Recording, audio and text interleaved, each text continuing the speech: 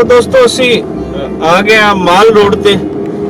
ਔਰ ਅਗਰ ਲਾਹੌਰ ਦੀ ਕੋਈ ਮੇਨ ਰੋਡ ਤੁਸੀਂ ਦੇਖਣੀ ਹੋਵੇ, ਮੇਨ ਰੋਡ ਲੈਣੀ ਹੋਵੇ ਤੇ ਉਹ ਫਿਰ ਬਣਦੀ ਹੈ ਮਾਲ ਰੋਡ ਹੀ।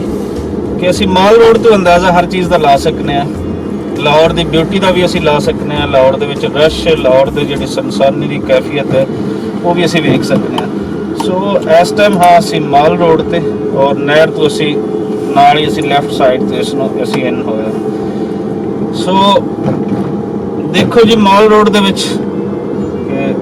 ਇੱਕ ਜਿਹੜਾ ਸੰਸਾਨ ਵੀਰਾਨੀ ਦੀ ਇੱਕਾ ਦੁੱਕਾ ਕੋਈ ਕਲੀਲ ਗੱਡੀ ਜਿਹੜੀ ਹੈ ਸਾਨੂੰ ਉਹ ਇਸ ਵੇਲੇ ਨਜ਼ਰ ਆ ਰਹੀ ਹੈ।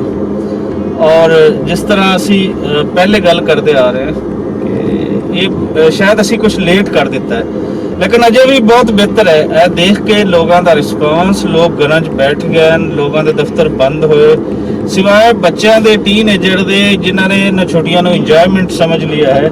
ਉਹਨਾਂ ਨੂੰ ਵੀ ਸਮਝਾਉਣਾ ਚਾਹੀਦਾ ਹੈ। ਉਹਨਾਂ ਦੇ ਘਰ ਦੇ ਵੱਡਿਆਂ ਦਾ ਇਹ ਕੰਮ ਹੈ ਕਿ ਤੁਸੀਂ ਇਹ ਗਲਤ ਕਰ ਰਹੇ ਹੋ, ਇਹਨੂੰ ਇੰਜੋਏ ਨਾ ਕਰੋ। ਇਹ ਇੱਕ ਵੱਡੀ ਮੁਸੀਬਤ ਉਹਨਾਂ ਦੇ ਥਰੂ ਵੀ ਸਾਡੇ ਤੇ ਮੁੰਤਕਿਲ ਹੋ ਸਕਦੀ। ਜਿਹੜੇ ਬੱਚੇ ਇਸ ਟਾਈਮ ਕ੍ਰਿਕਟ ਮੈਚ ਰੱਖ ਰਹੇ ਹਨ, ਬਾਰਬੀਕਿਊ ਪਾਰਟੀਆਂ ਰੱਖ ਰਹੇ ਹਨ, ਸਾਰਾ ਕੁਝ ਉਹ ਕੀਤੀ ਜਾ ਰਹੇ ਨੇ। ਸੋ ਉਹਨਾਂ ਤੇ ਵੀ ਨਜ਼ਰ ਰੱਖਣ ਦੀ ਲੋੜ ਹੈ। ਔਰ ਇਸ ਟਾਈਮ ਦਾ ਜਿਹੜਾ ਮੰਜ਼ਰ ਹੈ, ਇਹਨੂੰ ਅਸੀਂ ਮੰਜ਼ਰ ਤੇ ਦੋ ਸਾਈਡਾਂ ਤੋਂ ਹੈ। ਇੱਕ ਤਾਂ ਤਕਲੀਫ ਇਹ ਵੀ ਹੋ ਰਹੀ ਹੈ ਕਿ ਲਾਹੌਰ ਦੀ ਉਹ ਬਿਊਟੀ, ਲਾਹੌਰ ਦੀ ਖੂਬਸੂਰਤੀ, ਉਹ ਸਾਰੀ ਜਿਹੜੀ ਲੋਕਾਂ ਦੇ ਨਾਲ ਹੁੰਦੀ ਹੈ ਭਰੀ ਹੋਈ, ਇਸ ਟਾਈਮ ਸਾਨੂੰ ਕਿਧਰੇ ਨਜ਼ਰ ਨਹੀਂ ਆ ਰਹੀ। ਦੂਸਰਾ ਜਿਹੜਾ ਹੌਸਲਾ ਇਹ ਹੋ ਰਹੀ ਹੈ ਕਿ ਜਿਸ ਵੇਲੇ ਤੇ ਜ਼ਰੂਰਤ ਸੀ ਲੋਕਾਂ ਦੇ ਘਰ ਬੈਠਣ ਦੀ, ਲੋਕਾਂ ਦੇ ਸ਼ੌਰ ਇਤਨਾ ਆਇਆ ਕਿ ਉਹ ਲੋਕ ਘਰ ਬੈਠ ਗਏ। ਬਾਕੀ ਰਹੀ ਹਕੂਮਤ ਦੀ ਗੱਲ, ਤਾਂ ਜਿਵੇਂ ਅਸੀਂ ਹਕੂਮਤ ਦੀ ਗੱਲ ਪਹਿਲੇ ਕਰ ਰਹੇ ਸੀ, ਹਕੂਮਤ ਦੇ ਜਿਹੜੇ ਪੇਮਸ ਦੇ ਡਾਕਟਰ ਹਨ, ਅਸੀਂ ਕੋਈ ਪੈਨਿਕ ਕ੍ਰੀਏਟ ਨਹੀਂ ਕਰ ਰਹੇ। ਪੇਮਸ ਦੇ ਡਾਕਟਰਾਂ ਵੱਲੋਂ ਜਿਹੜੀ ਹੋਈ ਪ੍ਰੈਸ ਕਾਨਫਰੰਸ ਹੈ ਉਹਦੇ ਵਿੱਚ ਆਖਿਆ ਗਿਆ ਕਿ ਹਕੂਮਤ ਵੱਲੋਂ ਸਾਨੂੰ ਕੋਈ ਸਹੂਲਤ ਨਹੀਂ ਹੈ, ਇਸ ਲਈ ਆਪਣਾ ਤੁਸੀਂ ਕੇਅਰ ਆਪ ਕਰੋ। ਔਰ ਅੱਜ ਦੀ ਤਕਰੀਰ ਦੇ ਵਿੱਚ ਜਿਹੜਾ ਵਜ਼ੀਰ ਆਜ਼ਮ ਨੇ ਵੀ ਕਹਿ ਦਿੱਤਾ ਕਿ ਮੈਂ ਨੌਜਵਾਨਾਂ ਦਾ ਇਲਾਜ ਮੈਂ ਨਹੀਂ ਕਰ ਸਕਦਾ, ਅਸੀਂ ਬਜ਼ੁਰਗਾਂ ਦਾ ਇਲਾਜ ਕਰਾਂਗੇ। ਸੋ ਇਹ ਉਹ ਜ਼ਾਹਿਰ ਕਰਦਾ ਹੈ ਕਿ ਸਾਡੇ ਕੋਲ ਕੋਈ ਸਹੂਲਤਾਂ ਨਹੀਂ ਹਨ।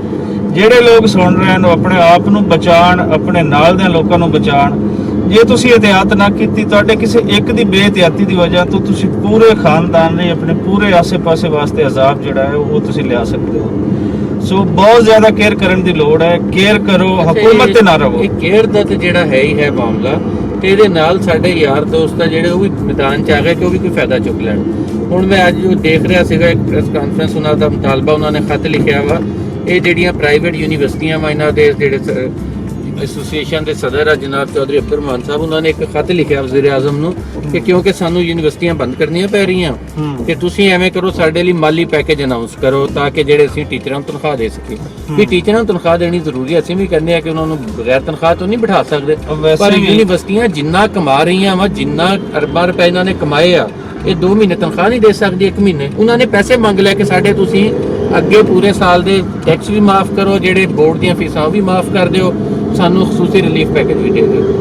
ਬਜਾਏ ਇਹਦੇ ਕਿ ਕੋਈ ਉਹ ਹੱਥ ਪਵਾਉਣ ਆ ਕੇ ਹਕੂਮਤ ਦੇ ਨਾਲ। ਇਹਦੀਆਂ ਜਿਹੜੇ ਵੱਡੇ ਵੱਡੇ ਹੋਟਲ ਲਾਹੌਰ ਦੇ, ਉਹਨਾਂ ਨੇ ਆਪਣੇ ਮੁਲਾਜ਼ਮਾਂ ਤਨਖਾਹ ਛੁੱਟੀ ਦੇ ਦਿੱਤੀ ਮਹੀਨੇ ਦੀ ਬਗੈਰ ਤਨਖਾਹ ਤੋਂ। ਵੀ ਤੁਸੀਂ ਇੰਨਾ ਬੜੀ ਹੀ ਤੁਸੀਂ ਕਹਿ ਲਓ ਕਿ ਤਕਲੀਫ ਦੀ ਸਿਚੁਏਸ਼ਨ ਹੈ।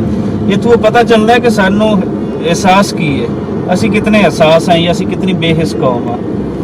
ਵਾਕਈ ਦੇਖੋ ਯੂਨੀਵਰਸਿਟੀਆਂ, ਕਾਲਜ ਤੁਹਾਡਾ ਬਿਜ਼ਨਸ ਹੈ। ਇਹ ਜਿਹੜੇ ਤੁਸੀਂ ਬਿਜ਼ਨਸ ਇੰਪਾਇਰ ਖੜੀਆਂ ਕੀਤੀਆਂ ਹਨ ਉਹ ਇਸ ਤਾਲੀਮ ਦੇ ਨਾਂ ਤੇ ਕੀਤੀਆਂ। ਔਰ ਅਗਰ ਤੁਸੀਂ ਇਹ 2 ਮਹੀਨੇ ਬਿਜ਼ਨਸ ਤੁਹਾਡਾ ਮੰਦਾ ਜਾ ਰਿਹਾ ਤਾਂ ਉਹਦੀ ਰਿਸਪੌਂਸਿਬਲ ਗਵਰਨਮੈਂਟ ਤੇ ਨਹੀਂ ਹੈ। ਜਦੋਂ ਤੁਸੀਂ ਕਰੋੜਾਂ ਰੁਪਏ, ਅਰਬਾਂ ਰੁਪਏ ਪ੍ਰੋਫਿਟ ਕਮਾਉਂਦੇ ਹੋ, ਉਸ ਤੋਂ ਤੁਸੀਂ ਕਿਹਾ ਗਵਰਨਮੈਂਟ ਨੂੰ ਉਹਦਾ ਪਾਰਟ ਦਿੰਦੇ ਹੋ, ਗਵਰਨਮੈਂਟ ਨੂੰ ਹਿੱਸਾ ਦਿੰਦੇ ਹੋ।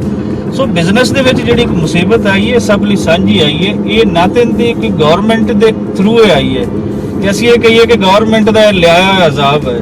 ਇਹ ਤਾਂ ਪੂਰੀ ਦੁਨੀਆ ਵਾਸਤੇ ਇੱਕ ਸਾਂਝੀ ਚੀਜ਼ ਹੈ। ਇਸ ਲਈ ਕੱਲੀ ਗਵਰਨਮੈਂਟ ਤੇ ਸਾਰਾ ਕੁਝ ਤੁਸੀਂ ਉਹਦੇ ਤੇ ਕਹਿ ਦੇਣਾ ਕਿ ਸਾਨੂੰ ਇਹ ਸਪੋਰਟ ਕਰੇ, ਸਾਨੂੰ ਇਹ ਸਪੋਰਟ ਕਰੇ। ਗਵਰਨਮੈਂਟ ਇਸ ਟਾਈਮ ਕੱਲੀ ਇੱਕ ਚੀਜ਼ ਤੇ ਫੋਕਸ ਹੋ ਜਾਣੀ ਚਾਹੀਦਾ ਹੈ ਕਿ ਗਰੀਬ ਗੁਰਬਾਂ ਨੇ ਰੋਟੀ ਕਿੱਥੋਂ ਖਾਣੀ ਹੈ। ਅਗਰ ਤੁਸੀਂ ਲਾਕਡਾਊਨ ਦੀ ਕੈਫੀਅਤ, ਜਿਵੇਂ ਹੁਣ ਅਸੀਂ ਜਾ ਚੁੱਕੇ ਹਾਂ, ਜਿਹੜਾ ਇੱਕ ਜੁਜ਼ਵੀ ਲਾਕਡਾਊਨ ਸਾਨੂੰ ਨਜ਼ਰ ਵੀ ਆ ਰਹੀ ਹੈ, ਇਸ ਦੇ ਵਿੱਚ ਤੁਸੀਂ ਉਹਨਾਂ ਗਰੀਬਾਂ ਦਾ ਪੇਟ ਕਿਵੇਂ ਪਾਲਣਾ ਹੈ ਜਿਹੜੇ ਸੱਜੀ ਕਮਾ ਕੇ ਖਾਣ ਵਾਲੇ।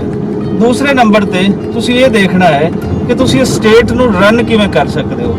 ਇਹ ਤਾਂ ਨਹੀਂ ਕਿ ਕਿਤੇ ਇਸ ਲਾਕਡਾਊਨ ਦੀ ਵਜ੍ਹਾ ਤੋਂ ਤੁਸੀਂ ਬਿਲਕੁਲ ਹੀ ਆਪਣੀ ਸਟੇਟ ਜਿਹੜੀ ਹੈ ਉਸ ਲੈਵਲ ਤੇ ਲੈ ਕੇ ਆ ਜਾਓ ਜਿਵੇਂ ਕਿ ਅਫਗਾਨਿਸਤਾਨ ਦਾ ਹਾਲ ਹੋਇਆ ਜਾਂ ਹੋਰ ਕਈਆਂ ਮੁਲਕਾਂ ਦਾ ਹੋਇਆ, ਕਿ ਉਸ ਤੋਂ ਬਾਅਦ ਉਹ ਆਪਣੇ ਪੈਰਾਂ ਤੇ ਨਾ ਖੜੇ ਹੋ ਸਕੇ। ਸੋ ਬੜੀ ਅਲਾਰਮਿੰਗ ਸਿਚੁਏਸ਼ਨ ਵਿੱਚ ਹੈ। ਇਹਦੇ ਤੇ ਗਵਰਨਮੈਂਟ ਦਾ ਸਾਥ ਦਿਓ। ਔਰ ਗਵਰਨਮੈਂਟ ਤੇ ਬਾਰ-ਬਾਰ ਇਹ ਚੀਜ਼ ਜਿਹੜੀ ਆਉਂਦੀ ਕਿ ਗਵਰਨਮੈਂਟ ਨੂੰ ਵੀ ਆਪਣੇ ਆਪ ਨੂੰ ਕੋਈ ਗਵਰਨਮੈਂਟ ਸਮਝਣਾ ਚਾਹੀਦਾ ਹੈ। ਉਹ ਕਨਫਿਊਜ਼ ਹੈ ਗਵਰਨਮੈਂਟ ਕਿ ਕੀ ਕਰੇ। ਲਾਕਡਾਊਨ ਦੇ ਇਸ਼ੂ ਤੇ ਕਨਫਿਊਜ਼ ਹੈ। ਸਾਨੂੰ ਇਵੇਂ ਲੱਗਦਾ ਹੈ ਕਿ ਜਿਵੇਂ ਪੰਜਾਬੀ ਦੀ ਮਿਸਾਲ ਹੈ ਨਾ ਕਿ 100 ਗੰਡੇ ਵੀ ਖਾ ਲੈਣੇ ਤਾਂ 100 ਛਿੱਤਰ ਵੀ ਖਾ ਲੈਣੇ। ਹੋਏਗਾ ਇਹ ਕਿ ਜਿਵੇਂ ਕਰ ਰਹੇ ਨੇ ਇੱਥੇ ਮਰੀਜ਼ਾਂ ਦੀ ਤਾਦਾਦ ਵੱਧਦੀ ਜਾਏਗੀ, ਅੱਲਾ ਨਾ ਕਰੇ, ਅੱਲਾ ਨਾ ਕਰੇ, ਔਰ ਇਹਨਾਂ ਨੂੰ ਫਿਰ ਇਹ ਸਾਰਾ ਕੁਝ ਕਰਨਾ ਪਏਗਾ 2 ਦਿਨ ਬਾਅਦ, ਜਿਹੜਾ ਅੱਜ ਨਹੀਂ ਕਰ ਰਹੇ। ਸੋ ਸਿੰਧ ਗਵਰਨਮੈਂਟ ਦਾ ਜਿਹੜਾ ਮੁਰਾਦ ਅਲੀ ਸ਼ਾਹ ਦਾ ਕਿਰਦਾਰ ਹੈ ਇਸ ਪੂਰੇ ਇਸ਼ੂ ਨੂੰ ਟੈਕਲ ਕਰਨ ਦਾ, ਉਹ ਬਹੁਤ ਅੱਛਾ ਹੈ। ਜ਼ਰੂਰੀ ਨਹੀਂ ਕਿ ਇੱਥੇ ਕੋਈ ਅਨਾਵਾਂ ਦਾ ਮਸਲਾ ਹੋਵੇ, ਸਾਨੂੰ ਛੋਟੇ ਛੋਟੇ ਖੁਦਾਵਾਂ ਦਾ ਮਸਲਾ ਹੋਵੇ। ਇਹ ਸਾਨੂੰ ਮੰਨ ਲੈਣਾ ਚਾਹੀਦਾ ਹੈ ਕਿ ਮੁਸੀਬਤ ਹੈ, ਇਸ ਮੁਸੀਬਤ ਨੂੰ ਅਸੀਂ ਕਿਸ ਤਰੀਕੇ ਦੇ ਨਾਲ ਟੈਕਲ ਕਰਨਾ ਹੈ। ਇਸ ਨੂੰ ਅਸੀਂ ਵਧਾਉਣਾ ਨਹੀਂ, ਇਸ ਨੂੰ ਘਟਾਉਣਾ ਹੈ। ਉਹ ਸਿੰਧ ਗਵਰਨਮੈਂਟ ਦੀ ਮਿਸਾਲ ਸਾਡੇ ਸਾਹਮਣੇ ਹੈ, ਉਸ ਦੀ ਪੈਰਵੀ ਕਰਨ। ਬਲਕਿ ਮੈਂ ਤਾਂ ਕਹਿੰਦਾ ਜੋ ਪਾਲਿਸੀ ਉਹਦੇ ਤੋਂ ਸੈੱਟ ਕਰਾਉਣ ਮੁਰਾਦ ਅਲੀ ਸ਼ਾਹ ਤੋਂ, ਕਿਉਂਕਿ ਇਸ ਟਾਈਮ ਇਸ ਇਸ਼ੂ ਨੂੰ ਬਹੁਤ ਬਿਹਤਰ ਸਮਝਦਾ ਹੈ। ਬਿਲਾਵਲ ਨੇ ਜਿਵੇਂ ਅੱਗੇ ਆ ਕੇ ਸਾਰੀਆਂ ਚੀਜ਼ਾਂ ਨੂੰ ਆਪਣੇ ਆਪ ਨੂੰ ਉਹਨੇ ਆਪਣੇ ਜ਼ਿੰਮੇਵਾਰੀ, ਉਸਨੇ ਰਿਸਪੌਂਸਿਬਿਲਟੀ ਸ਼ੋਅ ਕੀਤੀ ਹੈ, ਉਵੇਂ ਗਵਰਨਮੈਂਟ ਨੂੰ ਵੀ ਕਰਨੀ ਚਾਹੀਦੀ ਹੈ। ਗਵਰਨਮੈਂਟ ਔਰ ਬਾਕੀ ਪੋਲੀਟੀਕਲ ਜਿਹੜੀਆਂ ਜਮਾਤਾਂ ਹਨ ਉਹਨਾਂ ਨੂੰ ਇਸ ਟਾਈਮ ਵੱਖ ਨਜ਼ਰ ਨਹੀਂ ਆਉਣਾ ਚਾਹੀਦਾ, ਉਹਨਾਂ ਨੂੰ ਇਸ ਮੁਸੀਬਤ ਦੀ ਘੜੀ ਦੇ ਵਿੱਚ ਇੱਕ ਨਜ਼ਰ ਆਉਣਾ ਚਾਹੀਦਾ। ਸੋ ਇਹ ਹੈ ਜੀ ਮਾਲ ਰੋਡ, ਸਾਡੇ ਸੱਜੇ ਹੱਥ ਲਾਰੈਂਸ ਗਾਰਡਨ ਦਾ ਗੇਟ, ਵੀਰਾਨੀ ਹੀ ਵੀਰਾਨੀ, ਔਰ ਗਲਤ ਸਾਈਡ ਤੋਂ ਪੁਲਿਸ ਵਾਲੇ ਆਉਂਦੇ